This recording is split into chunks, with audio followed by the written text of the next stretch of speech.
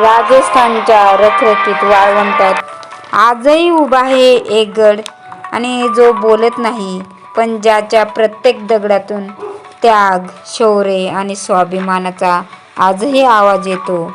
तो गड म्हणजेच चित्तोडगड.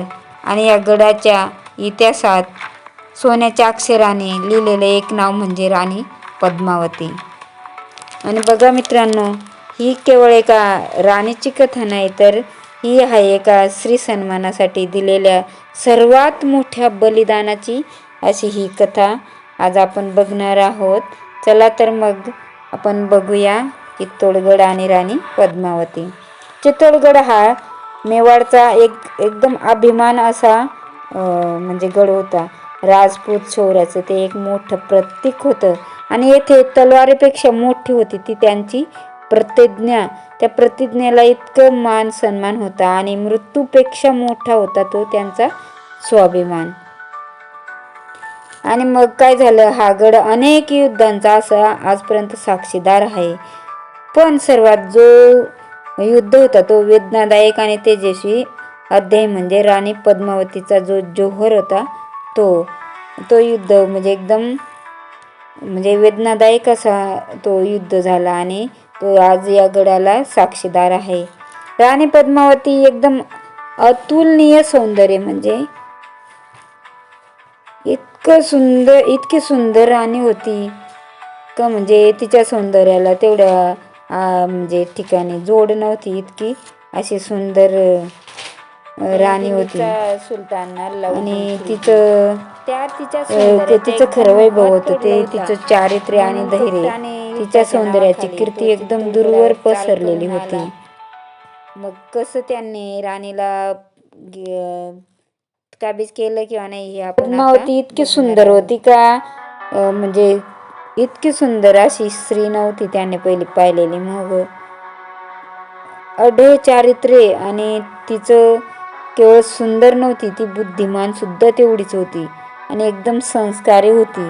आणि सर्वात महत्त्वाचं म्हणजे ती एक स्वाभिमानी स्त्री होती. आणि तिचं तेवढ्या राज्यात सर्व तिची ख्याती होती. आणि ती एकदम स्वाभिमानी जीवन जगणारी अशी ती म्हणजे राजकन्या किंवा ती एक राजाची राणी होती.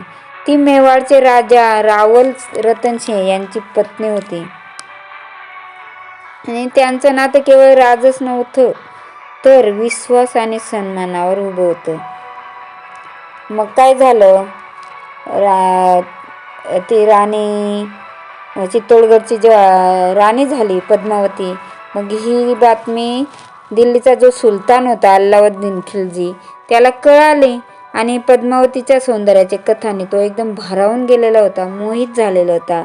मग तेव्हापासून त्याच्या मनात नुसती पद्मावती डोळ्यासमोर त्याला दिसत होती. आणि त्याने मग ठरवलं की पद्मावतीला आपण आपलं करायचं. कारण पूर्वी तो असं होता तो सुलतान होता की राजे जिंकायचे आणि त्या राजांच्या पत्न्यांना तो आपलं करून घ्यायचा. मग त्याने ठरवलं की पद्मावतीला पण आपलं करायचं. मग त्याने तो सौंदर्याचा नव्हे तर त्याचा अहंकाराचा पण तो भुकेला होता. आणि कपटाने शांतीच्या नावाखाली तो चित्तोडगडावर चालून आला. मग राणीला बघायचं त्याने अट्टास धरला. राणीला त्याने पाहिलं, पण काही क्षणापुरता पाहिलं. तेही आरशात प्रतिबिंब पाहिलं, आणि ती प्रतिबिंब पाहून त्याच्या मनात अजून तिला भेटण्याची लालसा वाढली. आणि राजा रतनसिंहांना कैद म्हणजे करून घेतलं त्याने. आणि मग तो राणीला काबीज करण्यासाठी, राणीला पकडण्यासाठी तो गडावर आला युद्ध. त्यामुळे युद्ध झालं, आणि ते युद्ध असं अटळ होतं. मग राजपूत योद्ध्याने शेवटच्या श्वासापर्यंत त्या युद्धाला लढा दिला. मग राणीने ठरवलं की मी स्वाभिमानी आहे, मी माझं म्हणजे त्याग देईल, परंतु सुलतानाच्या हाती जाणार नाही, मी माझं स्वाभिमान टिकवेल. पण मग अशी खूप मोठं युद्ध झालं. राजपूतांनी पण, सर्व राजपूत लोकांनी पण शेवटपर्यंत लढा दिला, परंतु शत्रूंची संख्या त्यांच्यापेक्षा अधिक असल्यामुळे काय झालं, कपटाने युद्ध सुलतानने जिंकला आणि हे तिथं हारले. इतिहासाने पुन्हा दाखवलं चित्तोडगडचा पराभव एकदम जवळ आलाय. हे आता राणीला कळून चुकलं होतं आणि तेव्हाच राणी पद्मावतीने इथेच बदलणारा एक मोठा निर्णय घेतला. तो निर्णय म्हणजे एकदम मनाला हेलावून टाकणारा असा निर्णय राणी पद्मावतीने घेतला. आणि मग राणी पद्मावतीने सगळ्या ज्या राजपूत स्त्रिया होत्या त्यांना एकत्र केलं. ती म्हणाली, मरण स्वीकारू, पण परकीयांच्या हातात अपमान आपण सहन करणार नाही. मग त्यांनी ठरवलं. अग्नी पेटवण्यात आल्या. तो अग्नी मृत्यूचा नव्हता, तो होता स्वाभिमानाचा होता. आणि जेव्हा अल्लाउद्दीन खिलजी गडावर चालून आला तेव्हा तिने पेटवलेल्या अग्नीमध्ये एक एक स्त्री त्या ज्वाळामध्ये विलीन होत होते. पण तो इतिहासात ती अमर झाले आणि सर्व राजपूत स्त्रियांनी आपला जोहर केला आणि त्यांनी स्वतः अग्नीमध्ये उडी घेतली. अग्नीत पेटल्या, ज्वाळा म्हणून पेटल्या, परंतु त्यांचं नाव इतिहासात आज अमर झालं. तो स्वाभिमानाचा जोहर होता आणि भयावह पण तेजस्वी. चित्तोडगड पडला पण राजपूत आत्मा नाही पडला.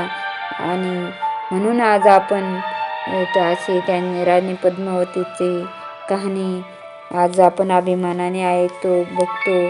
राणी पद्मावती गेली पण तिचा जो स्वाभिमान होता तो आजही जिवंत आहे आणि आजही तिचं एक हे आहे, अस्तित्व आहे. ही कथा आपल्याला शिकवते, सौंदर्य नश्वर असतं पण सन्मान अमर असतो. आजची स्त्री वेगळी आहे पण तिचा स्वाभिमान आजही तितकाच महत्त्वाचा आहे. हे आपल्याला या जे कथा आहे याच्यावरून आपल्याला कळते. आणि राणी पद्मावती ही केवळ इतिहास नाही, ती एक आपल्यासाठी प्रेरणा आहे. आपण ही कहाणी तुम्हाला सांगण्यामागे एकच उद्देश आहे की म्हणजे आपण सुद्धा ठिकाणी म्हणजे त्यांनी दिलेला जो बलिदान देशासाठी, आपल्या राजघराण्यासाठी, ते किती एक महान होता आणि भावनिक आणि एकदम हेलावून टाकणारा असा तो जोहर होता. आणि आजपर्यंत राजस्थानच्या इतिहासामध्ये, चित्तोडगडच्या इतिहासामध्ये 3 वेळा जोहर करण्यात आला आणि हा जोहर म्हणजे चित्तोडगड पडला, राजे मरण पावले, पण स्त्री सन्मानासाठी दिलेला मोठा जोहर करण्यात आला. कधीच हरला नाही. ही कथा केवळ खरंच भूतकाळाची नाही, एकदम प्रेक्षक हो, ती आजच्या प्रत्येक स्त्रीसाठी एक प्रश्न आहे. सन्मानासाठी उभं राहायचं की अपमानासमोर गप्प बसायचं? राणी पद्मावतीने उत्तर दिलं होतं अग्नीच्या साक्षीने, आत्ता आपली वेळ आहे तो स्वाभिमान जपायची. म्हणून जय राजपुतांना, जय भवानी, जय पद्मावती. अशी होती ही पद्मावतीची ऐतिहासिक एकदम भयानक कहाणी. तर चित्तोडगड आणि राणी पद्मावती आजही आपल्याला इतिहासात अमर आहेत आणि ते चित्तोडगडच्या साक्षीने आज आपण ते बघतो आहोत. तर मित्रांनो, माझा व्हिडिओ आवडला असेल तर चॅनलला लाईक करा, सबस्क्राईब करा आणि असेच नवनवीन व्हिडिओ पाहण्यासाठी माझ्या चॅनलला फॉलो करा. पुन्हा भेटेन पुढच्या व्हिडिओमध्ये. तोपर्यंत bye bye, good night. Thank you for watching.